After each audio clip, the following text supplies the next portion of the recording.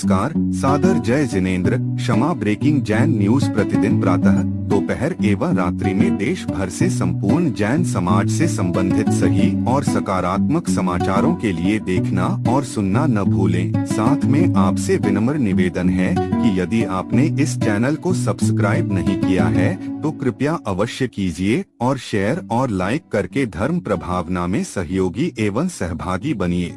इस प्रसारण के प्रायोजक हैं श्रीमान सुनील कुमार, श्रीमती रागिनी जैन, पुत्र शशांक जैन, शुभम जैन, पुत्र वधु प्रिया जैन, गुड़ावाला परिवार, मुंगावली जिला, अशोकनगर, मध्य प्रदेश।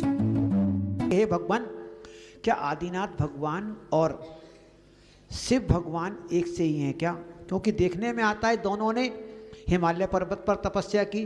दोनों के दो पुत्र हैं, एक गणेश और एक कार्तिकेय, एक भरत और एक बाहुबली। दोनों के चिन्ह भी एक हैं, बैल और नंदी। और इस आधार पर कैसे कह सकते हैं कि भगवान आदिनाथ और शिव एक हैं? कृपया शंका का समाधान करें। देखिए,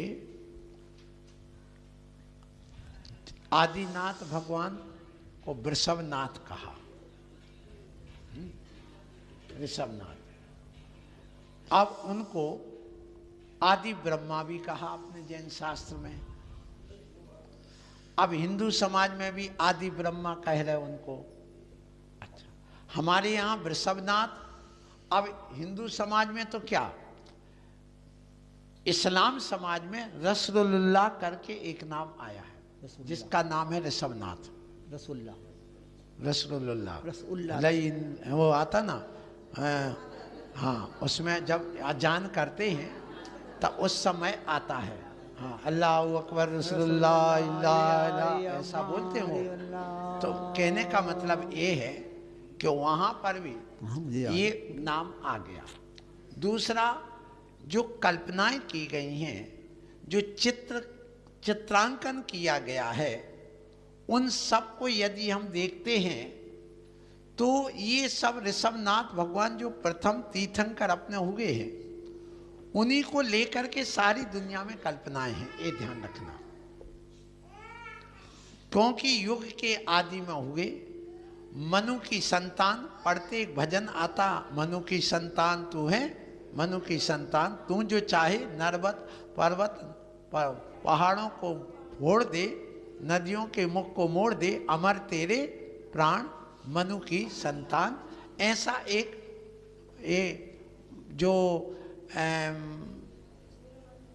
विश्व हिंदू परिषद वाले हैं, वो इसको भजन को गाते हैं।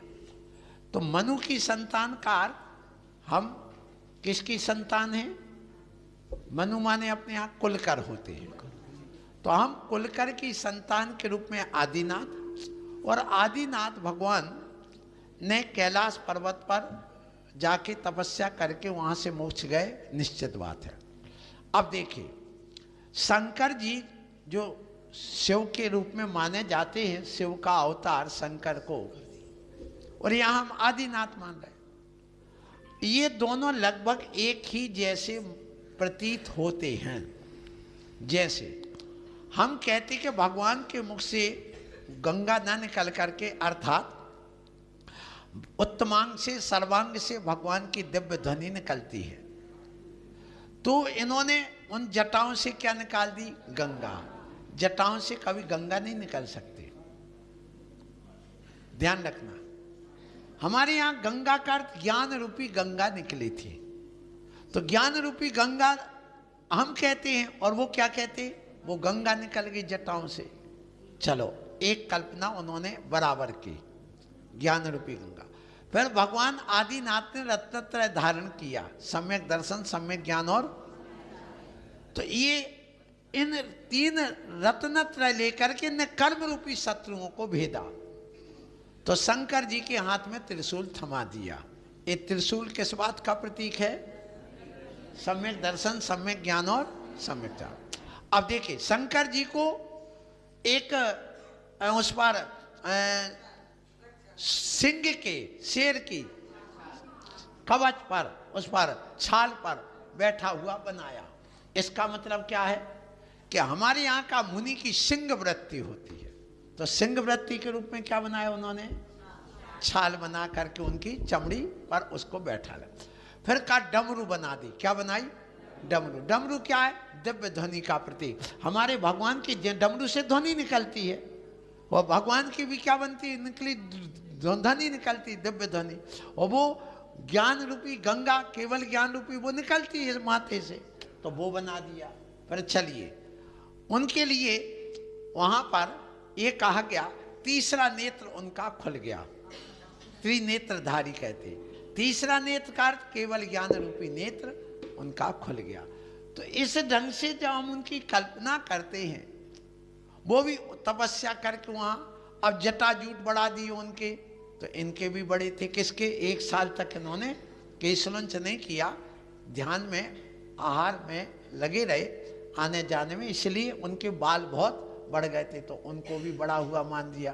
तो ऐसा प्रतीत लगता है कि आदिनाथ की जो व्यवस्था रही उसी रूप में उन्होंने किसी न किसी रूप में उसको स्वीकार करके इस ढंग से स्वीकार किया। अब आप अपने आगम को उठा के देखें, और वो कहते कि हमारे वेद पुराने हैं। मैं मानता हूं, चलो भैया, उनके कथन से वेदों में शिव का जो रूप है उसमें ऋषभनाथ का भी छठवें अवतार के रूप में स्वीकार करके ऋग्वेद का अर्थ ऋषभ वेद। ऋग्वेद का अर्थ क्या होता है? ऋषभ से बना है।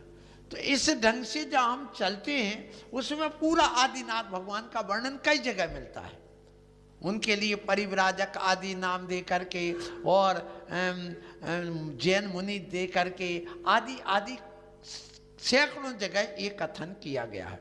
उसी रूप में उस चित्रांकन किया गया है। जब उसको हम चित्रांकन करते तो वो शंकर का रूप उन्होंने उस रूप में बना करके रखा है। अब हम इस बात को कह रहे, वो ये कहेंगे नहीं तुमने अपना बनाया। हमने कभी किसी की नकल नहीं की, ये ध्यान रखना। जैन दर्शन ने कभी किसी की नकल की नहीं है, और नकल करने लायक जैन दर्शन में कुछ है ही नहीं ऐसा।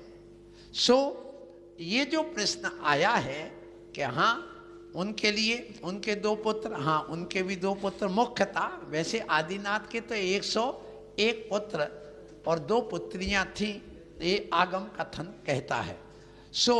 भरत आदि 100 पुत्र और बाहुबली 1 और उनकी 1 बहन, ऐसे कुल मिला करके, और उनकी चक्रवर्ती की 1 बहन और, तो कुल मिला करके ये प्रसंग आता है। तो सिद्ध यही होता है कि ये जो आदिनाथ भगवान की जो हमारे यहाँ पर मूर्ति रही, तीर्थंकर रहे, उनकी जो चर्या रही, उसी प्रकार शंकर का रूप बना करके, शिव का रूप बना करके, शिव शंकर भी कहते उनको, तो वही बना करके उन्होंने ये लाए हैं। तो ऐसा प्रतीत होता है। आइए हमारे बीच में ऑनलाइन प्रश्न लेकर के श्रीमान मयंक जैन इंदौर से उपस्थित हुए हैं, और वो अपना बहुत बड़ा प्रश्न है और बहुत प्रश्न रख रहे हैं। त्रिवार नमोस्तु करते हुए, हे गुरुदेव, मेरी जिज्ञासा है कि गुरुदेव, देखा जाता है कि जैन धर्म संप्रदायों में बढ़ रहा है और बढ़ चुका है, जैसे श्वेतांबर, दिगंबर, 13पंथी, 20पंथी। गुरुदेव, आज प्रातः देखा जा रहा है कि इसके निचले स्तर पर हम जा पहुँचे हैं, और हमारे बीच में आज संतवाद, संघवाद, साधुवाद, जातिवाद भी बढ़ रहा है। समाज आदर कैसे करेगा अगर हम साधुवाद, संतवाद और जातिवाद में बटे रहेंगे एक दूसरे का? इससे हमारा कोई लेना देना नहीं। साधु आए तो कम से कम ऐसा तो हो कि सब साधुओं को समान दृष्टि से देखा जाए, उनकी सेवा आराधना हो, और साधु की चर्या अलग नहीं होती, सब साधु की चर्या एक होती है। लेकिन फिर ये समाज में क्यों बंटवारा होता है? आप मेरा समाधान करें। नमोस्तु गुरुदेव। सुनो, अभी जो इसके पूर्व प्रश्न आया था तो बड़ा लिखती है, उसमें इतना कहेंगे, जैन दर्शन के जो आदिनाथ तीर्थंकर हैं वो अलग हैं फिर भी, और शंकर जी या ब्रह्मा जी या शिव जी अलग हैं, ये भी ध्यान रखना। Kshama breaking Jain news YouTube channel पर विज्ञापन देकर धर्म प्रभावना में बने सहभागी। विज्ञापन देने हेतु संपर्क कीजिए मोबाइल नंबर 9026900740 एवं समाचार एवं वीडियो भेजने हेतु WhatsApp number 9335236222। Kshama breaking Jain news YouTube channel देखने के लिए आपको बहुत बहुत धन्यवाद। सादर प्रणाम, सादर जय जिनेंद्र।